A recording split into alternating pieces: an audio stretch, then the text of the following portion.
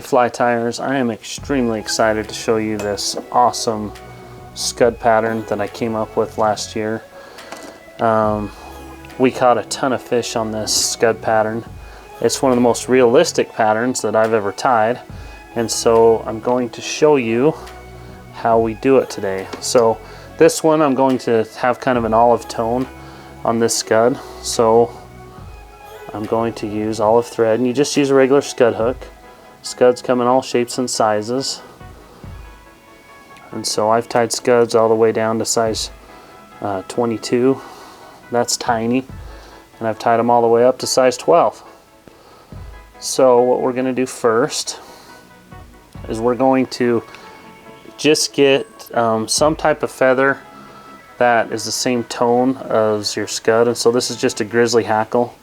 And what I'm going to do is I'm just going to cut off about 1/8 of an inch clump of it, and I'm going to tie it right on the back. And it looks like a tail, but this is actually the front of the scud. I think scuds like move backwards in the water. If I'm wrong, you can correct me in the comments, but that's my experience. Okay, so there's a product on eBay and Amazon, and they're called Gamaris backs.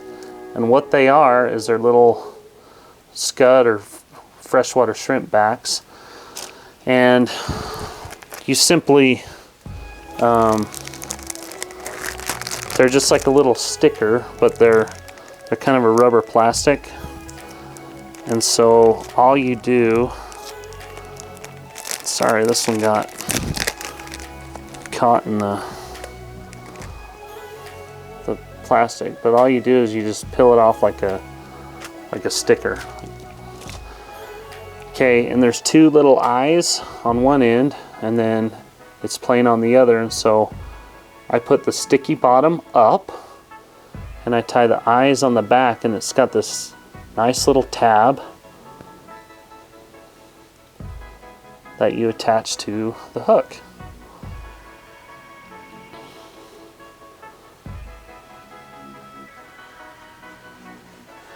Now there's two ways I've tied it. It's already got the rib coloring in it, so I've actually put the wire in and then wrapped it over. It still looks awesome, but I'm going to show you on this one how to do it without even using the ribbing. So this, I've probably had this dubbing for like 20 years. It's some old Wapsi Scud dubbing. I bought like 6 bags of it one time. This is my last bag. And this is going to be kind of an olive gray color, which is a very common color for the scud. And what I'm going to do is just wrap it on my hook, and I taper these heavier on the back and less material towards the front. Once I get here, I just kind of pull the rest of my material away. Now what I'm going to do is get my, you can either use a bodkin or a little wire brush, but I usually just brush some of this out right now. Not a lot, just enough to where I can see my back is going to be a little flatter than my bottom. Then I pull my scud back, and I actually kind of pinch it, and then I grab the tab. I'm making this look way more complicated than it actually is, and I pull that tight because I want this scud back to be tight and kind of curve around my body. And then it leaves this little tag end, and I'll actually cut part of it off, but then I'll leave a little bit of it on, just so it has that little paddle on the end. And then I will whip finish. Make sure that I've still got plenty of room for the line to go through.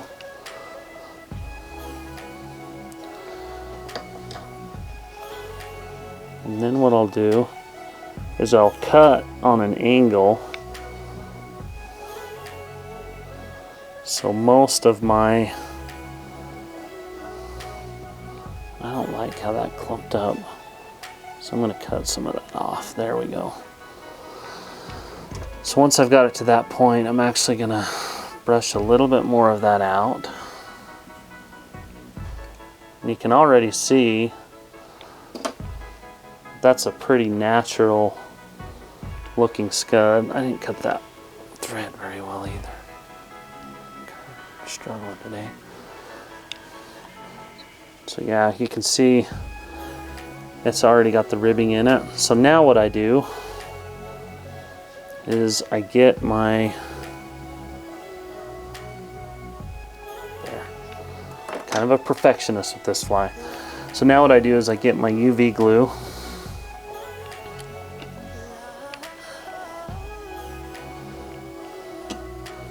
And I start right back here.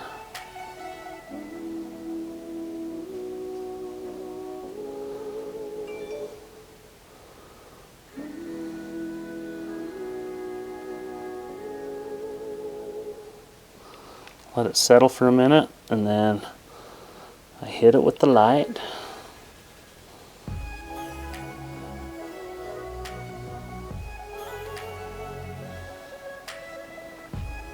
That's actually really good.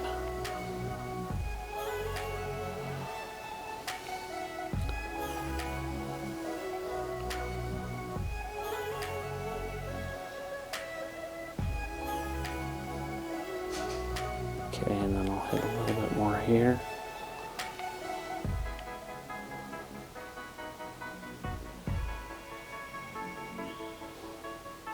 There, that's solid.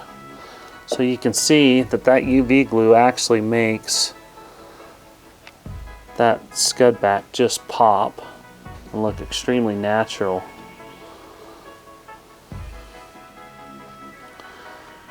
And that has been a heck of a scud pattern for us. You can see it's got its little feelers right here.